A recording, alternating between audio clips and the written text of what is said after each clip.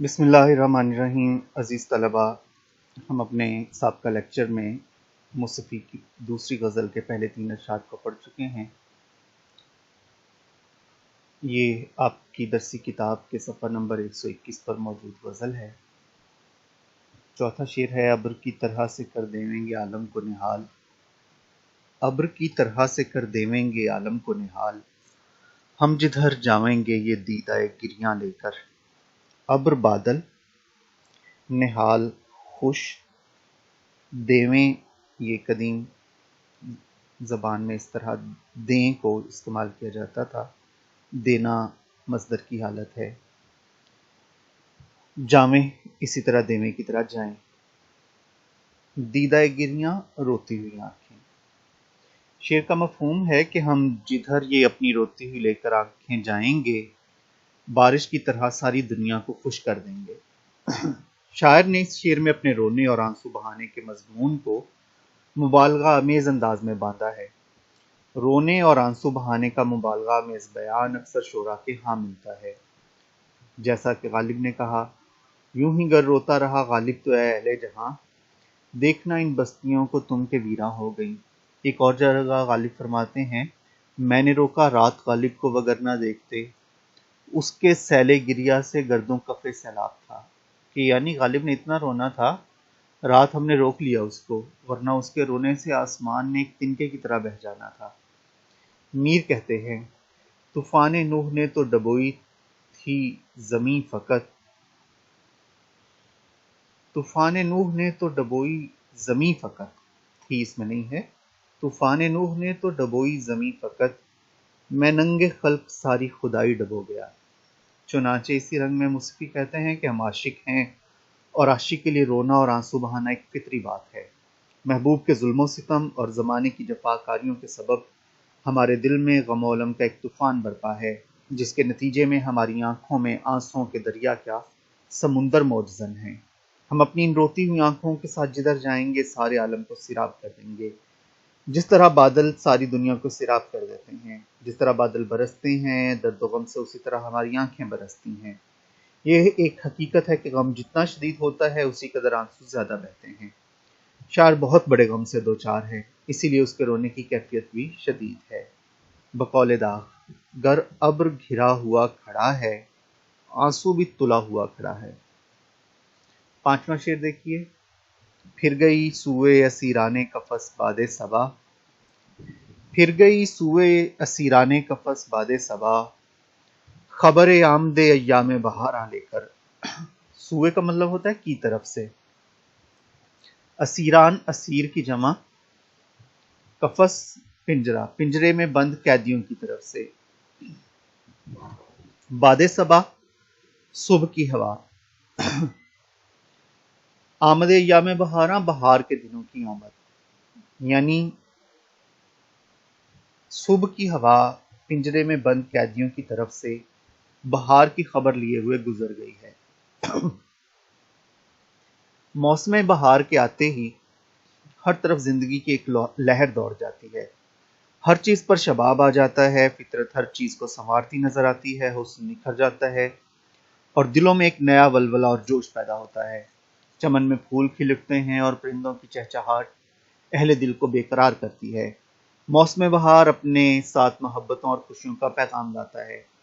بہار کے موسم کی ٹھنڈی ٹھنڈی اور خوشگوار ہوا بہار کے آنے کی خوشخبری بن کر چاروں طرف پھیل جاتی ہے۔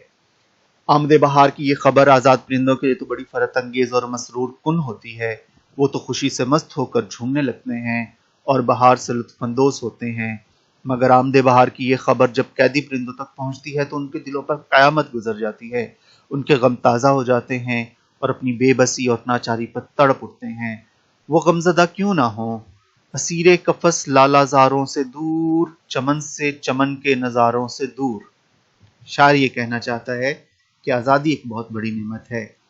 آزادی کی نعمت سے محروم لوگ خوشیوں سے لطف اندوز نہیں ہو سکتے۔ بہار کا موسم خوشیوں اور مسرتوں کا پیغام لاتا ہے۔ اس موسم میں ہر کوئی مسرور اور خوش نظر آتا ہے، مگر قید و بند کی صعوبتیں برداشت کرنے والوں کے لیے یہی موسم اذیت ناک بن جاتا ہے۔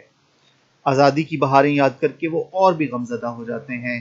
آمد بہار سے ان کے سارے زخم پھر سے ہرے ہو جاتے ہیں۔ وطن کی یاد شدت اختیار کر جاتی ہے اور قید کی مصیبت اور بھی تکلیف دہ ہو جاتی ہے۔ شاعر نے اس کیفیت کی طرف اشارہ کیا ہے کہ وہ لوگ جو قید یا غریب الوطنی میں وطن اور وطن کی بہاروں سے دور ہیں، انہیں جب اپنے دیس میں آئی بہاروں کی خبر ملتی ہے تو ان کے دل پر کیا گزرتی ہے۔ بہاروں کی آمد سے خوش کیا ہو دل، گرفتار غم ہیں بہاروں سے دور۔ ہم کو آزادی ملی بھی تو کچھ ایسے ناسک، جیسے کمرے سے کوئی صحن میں پنجرا رکھ دے۔ غزل کا مقطع جس میں شاعر اپنا تخلص استعمال کرے گا، اور یہ آخری شعر ہوگا: مصفی گوشائے عزلت کو سمجھ تخت شہی، کیا کرے گا تو ابس ملک سلیماں لے کر۔ گوشہ عزلت تنہائی کا گوشہ، تخت شہی بادشاہی کا تخت، ابس بے فائدہ بیکار فضول۔ تخت سلیماں حضرت سلیمان علیہ السلام کا تخت۔ مفہوم شعر کا یہ ہے کہ اے مصفی، تیرے لیے تنہائی کا گوشہ ہی بہتر ہے، اس دنیا کی بے فائدہ بادشاہی لے کر تجھے کیا حاصل ہوگا۔ یہ ایک حقیقت ہے کہ اس دنیا کی ہر چیز اور ہر نعمت عارضی ہے۔ انسان اس دنیا میں قلیل مدت کے لیے آتا ہے، یہاں انسان جو عمل کرتا ہے اسی پر آخرت کی زندگی کا دار و مدار ہوتا ہے۔ شاعر نے اس شعر میں درویشی، گوشہ نشینی اور قناعت کو موضوع شعر بنایا ہے۔ شاعر نے حسن بیان کی شان پیدا کرنے کے لیے تلمیح کے طور پر حضرت سلیمان علیہ السلام کے تخت کا ذکر کیا ہے۔ اللہ تعالیٰ نے حضرت سلیمان علیہ السلام کو بے مثال بادشاہی بخشی تھی۔ خشکی، تری اور ہواؤں پر ان کی بادشاہی تھی، چرند پرند اور جنات ان کے مطیع تھے، ان کا تخت ہواؤں میں اڑتا تھا، یوں وہ 2 مہینے کی مسافت ایک دن میں طے کر لیتے تھے۔ مصطفی حضرت سلیمان کی اس عظیم الشان بادشاہی کی طرف اشارہ کرتے ہوئے کہتے ہیں کہ اس دنیا میں گوشہ نشینی اس بادشاہی سے بہتر ہے، کیونکہ حکومت و اختیار کے ساتھ بے شمار مسائل، پریشانیاں اور الجھنیں چلی آتی ہیں۔ صاحب اقتدار آدمی پر بے شمار ذمہ داریاں عائد ہوتی ہیں، پھر اکثر اوقات حکومت و طاقت کے نشے میں انسان اپنے اصل مقصد کو فراموش کر بیٹھتا ہے۔ یوں دنیا کی بادشاہی آخرت کی ہولناک ناکامی کا سبب بنتی ہے۔ پھر یہ بادشاہی سدا باقی رہنے والی بھی تو نہیں۔ ایک دفعہ ایک آدمی نے حضرت سلیمان علیہ السلام کے اڑتے ہوئے تخت کو دیکھ کر سبحان اللہ کہا۔ حضرت سلیمان علیہ السلام نے تخت اتارا اور کہا کہ تیرا سبحان اللہ کہنا میرے اس تخت سے قیمتی ہے، کیونکہ یہ تخت ختم ہو جائے گا اور سبحان اللہ باقی رہے گا۔ دوسری طرف گوشہ نشینی کا فائدہ یہ ہے کہ نہ تو انسان پر بہت زیادہ ذمہ داریاں عائد ہوتی ہیں اور نہ وہ اپنے حقیقی مقصد کو بھولتا ہے، ہر وقت اللہ تعالیٰ کی یاد میں مگن رہتا ہے۔ اس لیے اس دنیا سے سرخرو ہو کر جانا ہے تو اس تخت شہی کی آرزو بے فائدہ ہے۔ جب حضرت سلیمان علیہ السلام جیسی بڑی بادشاہی نہ رہی تو کسی اور کی کیا رہے گی؟ اس لیے دنیا کے پیچھے بھاگنے کے بجائے یکسو ہو کر آخرت کی تیاری کرنی چاہیے، کیونکہ آخرت کی کامیابی حقیقی کامیابی ہے۔ بقول اقبال، نہ تخت و تاج میں نہ لشکر و سپاہ میں ہے، جو بات مرد قلندر کی بارگاہ میں ہے۔ عزیز طلبہ، دوسری غزل کے تمام اشعار ہم دیکھ چکے ہیں۔ انشاءاللہ اگلے لیکچر میں ہم ان دونوں غزلوں کی مشق کو حل کرنے کی کوشش کریں گے۔ تب تک آپ اپنی دونوں بلکہ چاروں غزلوں کی تشریحات کو، اشعار کو دیکھیں اور ازبر کرنے کی کوشش کریں۔ اللہ آپ کا حامی و ناصر ہو، اپنا خیال رکھیں اور اپنے اساتذہ، والدین اور عزیز و اقارب کو اپنی دعاؤں میں یاد رکھا کریں۔ اللہ حافظ۔